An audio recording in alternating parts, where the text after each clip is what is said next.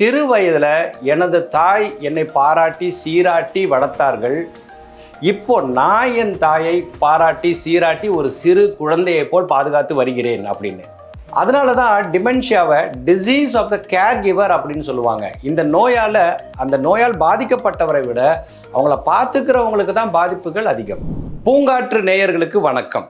நம்ம எல்லோருக்குமே நீண்ட நாட்கள் நல்ல ஆரோக்கியத்துடன் வாழ வேண்டும் அப்படிங்கிறது தான் அதிகபட்சமான ஆசையாக இருக்கும். உண்மையிலேயே முதுமை ஒரு வரம் தாங்க. அந்த வரம் எல்லோருக்கும் கிடைக்கிறது இல்லை. சிலருக்கு அந்த முதுமையே சாபமாக கூட அமைந்து விடுகிறது. அனைவருக்கும் இனிமையான முதுமையை எப்படி சாத்தியப்படுத்தலாம் அப்படிங்கிறத அலசி ஆராயிறதே இந்த தொடரோட நோக்கம். இந்த பதிவில் பல முதியவர்களின் இறுதி காலத்தை டிமென்ஷியா எனும் மறதி நோய் எப்படி மிகவும் துன்பகரமாக்குகிறது, அதனை பற்றி நாம் என்னவெல்லாம் தெரிந்து வைத்திருக்க வேண்டும், இப்பொழுதே நாம் என்ன செய்ய வேண்டும் அப்படிங்கிறத பற்றி பார்க்கலாம். அதற்கு முன்னால் அனைவருக்கும் இனிமையான முதுமை அமைய வேண்டும் என்று அயராது பாடுபட்டு வரும் பூங்காற்று யூடியூப் சேனலை சப்ஸ்கிரைப் செய்துவிட்டு இந்த பதிவை தொடர்ந்து பாருங்கள். ஏற்கனவே பூங்காற்று சேனல்ல டிமென்ஷியாவை பற்றி நிறைய பதிவுகளை போட்டிருக்கோம். இப்போ நான் ஏன் இந்த டாப்பிக்கை செலக்ட் பண்ணேன் அப்படின்னா, சமீப காலமாக டிமென்ஷியா ரொம்ப அதிகமாயிருச்சோ அப்படின்ற எண்ணம் எனக்கு ஏற்படுது. அது ஏன் அப்படின்னா, நான் நிறைய முதியவர்கள்ட்ட பேசிகிட்டு இருக்கேன் இல்லைங்களா. நிறைய ரிட்டையர்ட் ஆனவங்க 80-90 வயதை கடந்தவர்கள் கம்பீரமாக என்ற அன்றாடம் ஃபோன் செஞ்சு பேசிகிட்டு இருப்பாங்க. அவங்களுடைய வாழ்க்கையை பற்றி இன்னைக்கு என்ன பண்ணாங்கன்னு பேசிகிட்டு இருப்பாங்க. அதில் சில முதியவர்கள் அவர்கள் நினைவாற்றலை இழந்து வருவது எனக்கு நன்றாக தெரிகிறது. போன தடவை கால் பண்ணி ஏதாவது ஒரு விஷயம் பேசியிருப்போம், திரும்பவும் ஃபோன் பண்ணும்போது அப்படி ஒரு உரையாடல் நடந்ததையே அவர்கள் மறந்திருக்கிறார்கள். நேற்று வரை கம்பீரமாக இருந்தவர்கள் இப்படி கொஞ்சம் கொஞ்சமாக உருக்குலைவதை பார்க்கறதுக்கு நமக்கு மிகவும் அச்சமாகவும் வேதனையாகவும் இருக்கிறது. அதே சமயம் நமது சமூகத்தில் நிறைய பேர்த்துக்கு இந்த டிமென்ஷியா என்னும் மறதி நோயை பற்றியே தெரியாமல் இருக்குது. கொஞ்ச நாளைக்கு முன்னால் ஒரு பெண்மணி ஃபோன் செய்து, என்னோட தகப்பனார் அவர் நீதி நியாயம் நேர்மை அப்படின்னால சிறு வயதில் எங்களை வளர்த்தெடுத்தவர் இப்பொழுது நிறைய பொய் சொல்கிறார் அப்படின்னாங்க. என்னம்மா என்ன ஆச்சு அப்படின்னா, அவருக்கு அப்போ தான் உணவு கொடுத்துருப்போம், ஆனால் நீ எனக்கு சாப்பாடே கொடுக்கல அப்படின்னு சொல்கிறாரு அப்படின்னு. இதே போல் நான் சில முதியவர்களை பார்க்கும்போது, நம்ம அவங்க வீட்டுக்கு போயிருக்கும்போது என்ன விஷயமா வந்திருக்கீங்க அப்படின்னு கேட்பாங்க. நாமளும் சொல்லுவோம் இதுக்காக தான் வந்தோம் அப்படின்னு.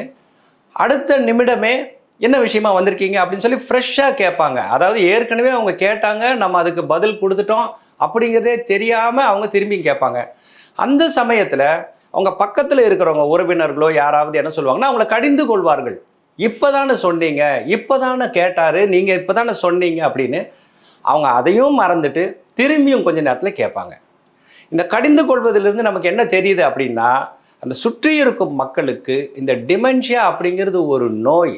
அவங்க தெரிந்து வேண்டுமென்றே அப்படி செய்வதில்லை அப்படின்னு தெரியாமல் இருக்கிறாங்க.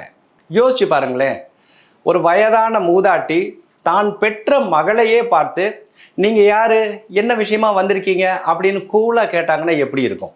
அவங்க மறந்து போயிட்டாங்க, இருந்தாலும் நல்லா கோர்வையாக பேசுகிறாங்க. இது ஆரம்ப கட்டம். போக போக அவங்களுக்கு ஒரு பல் துலக்குவது எப்படி, தங்களை தாங்களே எப்படி பராமரித்து கொள்வது, தட்டில் உணவு வைத்திருந்தால் அதை பிசைந்து சாப்பிடுவது, இந்த மாதிரியான சாதாரண அன்றாட காரியங்கள் கூட அவங்களுக்கு மறந்து போயிடும். அப்படியே கொஞ்சம் கொஞ்சமாக படிப்படியாக அவங்களோட நினைவு குன்றி ஒரு பிறந்த குழந்தையின் நிலைக்கு அவங்க போயிடுவாங்க. இந்த டிமென்ஷியாவை பற்றி வரக்கூடிய பதிவுகளில் கூட நான் பார்த்துருக்கேன்.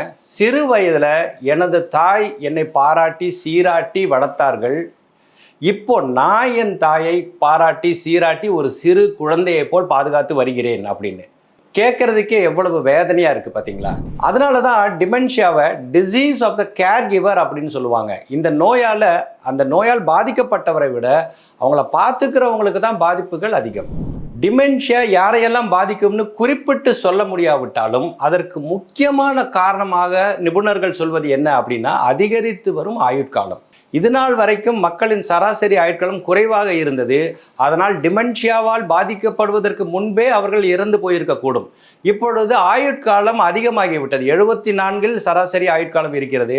அதனால் டிமென்ஷியாவால் பாதிக்கப்படுவதற்கான வாய்ப்புகளும் அதிகரித்து வருகிறது. அடுத்ததாக, கட்டுப்படுத்தப்படாத சர்க்கரை நோய், உயர் இரத்த அழுத்தம், மன அழுத்தம், அதிக கொலஸ்ட்ரால் போன்றவையும் டிமென்ஷியா வருவதற்கான காரணங்களாக அமைந்து விடுகிறது. மூன்றாவதாக, தவறான வாழ்க்கை முறை மற்றும் போதிய உடற்பயிற்சி இல்லாததும் டிமென்ஷியா வருவதற்கான காரணமாக அமைந்து விடுகிறது. இது எல்லாவற்றிற்கும் மேலாக தனிமை ஒருவருக்கு டிமென்ஷியா வருவதற்கான வாய்ப்பை மிக அதிகமாக்குகிறது. இன்னைக்கு தனிமை அப்படிங்கிறது ஒரு நோய் அப்படிங்கிற அளவில் உருவெடுத்து இருக்கிறது. நிறைய முதியவர்கள் தனியாக வசித்து வருகிறார்கள் அல்லது தனிமையாக உணர்கிறார்கள். இதுவும் டிமென்ஷியா வருவதற்கு ஒரு முக்கியமான காரணமாக அமைந்து விடுகிறது. வருங்காலத்தில் டிமென்ஷியாவால் ஏற்பட போகும் பாதிப்புகளை எதிர்கொள்ள இன்றே நாம் என்ன செய்ய வேண்டும் அப்படிங்கிறத பற்றி நம்ம பார்க்கலாம். முதலாவதாக நமது உடல் நலனை நாம் நன்றாக பேணி பாதுகாக்க வேண்டும். உடல் நலனே மூளையின் நலன். அடுத்ததாக நாம் நமது மூளைக்கு பயிற்சி கொடுத்து கொண்டே இருக்க வேண்டும். எப்பொழுதும் ஃபோனை பார்த்துக்கிட்டே இருக்காம வாசித்தல், புதிதாக எதையாவது கற்றுக்கொள்ளுதல், இந்த கிராஸ்வேர்டு பசில்ஸ், இந்த புதிர்கள் அப்படின்லாம் சொல்கிறாங்க இல்லைங்களா, இதையெல்லாம் நாம் செஞ்சுக்கிட்டே வந்தோம்னா அது நமது மூளைக்கு நல்ல பயிற்சியாக இருக்கும். மிக முக்கியமாக சர்க்கரை நோய், உயர் இரத்த அழுத்தம், இந்த கொலஸ்ட்ரால் போன்றவை இருந்தால் கட்டுப்பாட்டிற்குள் வைத்திருக்க வேண்டும். அனைத்திற்கும் மேலாக நல்ல நட்புகள் மற்றும் உறவுகளை வைத்திருக்க வேண்டும். தனிமை நமக்கு டிமென்ஷியாவை துரிதப்படுத்தும் அப்படின்னு பல்வேறு ஆராய்ச்சிகளின் மூலமாக வல்லுநர்கள் கண்டறிந்திருக்கின்றனர். அதனால் முடிந்தவரை நாம் தனிமையாக இருக்காமல் நம்மை சுற்றி ஒரு நல்ல உறவு வட்டத்தை பேணி பாதுகாத்து வைத்திருக்க வேண்டும். இறுதியாக உங்களது முதுமை காலத்திற்காக போதுமான பொருளாதார திட்டமிடல் இருக்க வேண்டும். நீங்கள் ஏற்கனவே ஒரு முதியவராக இருக்கலாம் அல்லது நீங்கள் முதுமையின் வாயிலில் இருக்கலாம். முதுமை காலத்திற்கு தேவையான பொருளாதார வசதி இருந்தால் அதுவே நமக்கு ஒரு நல்ல மன தைரியத்தை கொடுக்கும். அந்த மன தைரியமே நம் மனதிற்கான ஆரோக்கியம். இன்னைக்கு நம்ம எடுக்கக்கூடிய நல்ல முயற்சிகள் நாளைக்கு நமது வாழ்க்கையை பாதுகாக்கும். டிமென்ஷியா என்னும் மறதி நோயை பற்றி உங்களுக்கு ஏதாவது அனுபவங்கள் இருந்தால் அதனை கமெண்ட்ஸில் பதிவிடுங்கள். அதனை படிக்கும் மற்றவர்களுக்கு அது மிகவும் பயனுள்ளதாக இருக்கும்.